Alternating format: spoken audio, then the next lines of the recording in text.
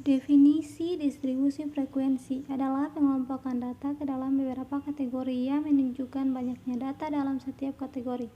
Setiap data tidak dapat dimasukkan ke dalam dua atau lebih kategori.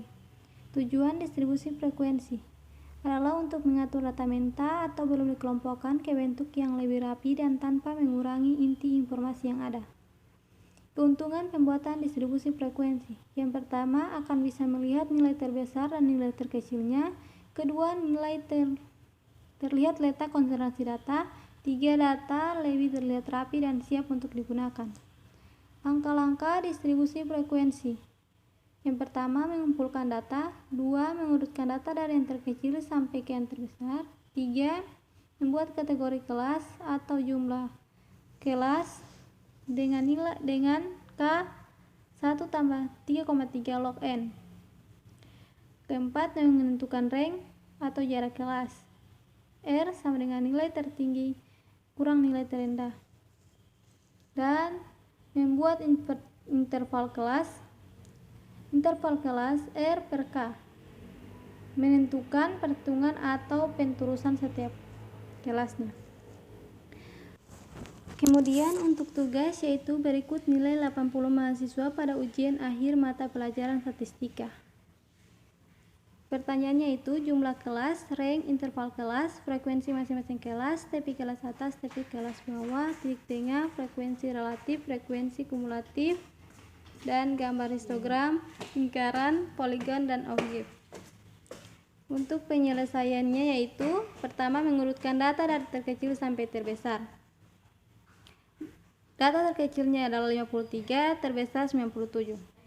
Dan untuk banyaknya kelas yaitu K sama dengan 1 tambah 3,3 kali log N atau 1 tambah 3,3 kali log 80 sama dengan 7,28 atau sama dengan 7 kelas atau 8 kelas.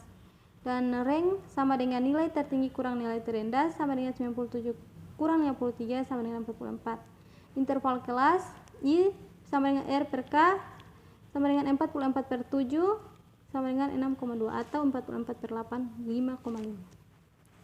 Frekuensi masing-masing kelas. Di sini kita sudah dapatkan frekuensinya yaitu 2, 12, 11, 23, 14, 10, 4, 4.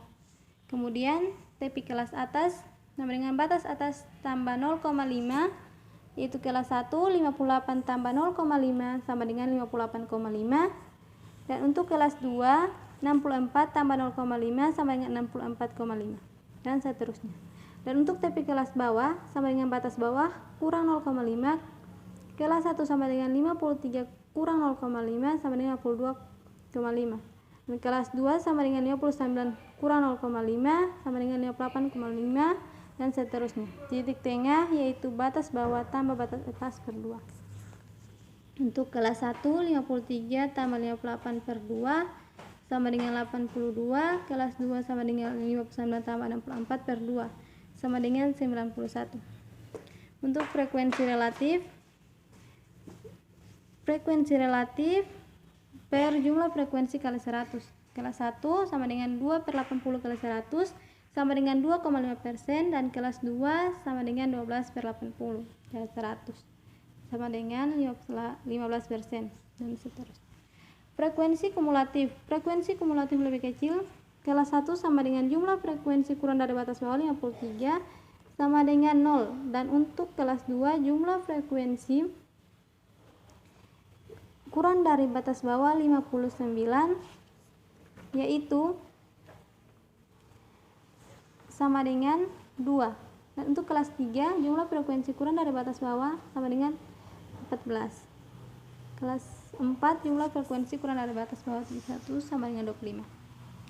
Dan untuk frekuensi kumulatif lebih besar, FK kelas 1 sama dengan jumlah frekuensi lebih dari batas bawah 3 sama dengan 2 tambah 12 tambah 11 tambah 23 tambah 14 tambah 10 tambah 4 tambah 4 sama dengan 80. Dan untuk FK kelas 2 jumlah frekuensi lebih dari batas bawah 9 sama dengan 12 tambah 11 tambah 23 tambah 14 tambah 10 tambah 4 tambah 4 sama dengan 78.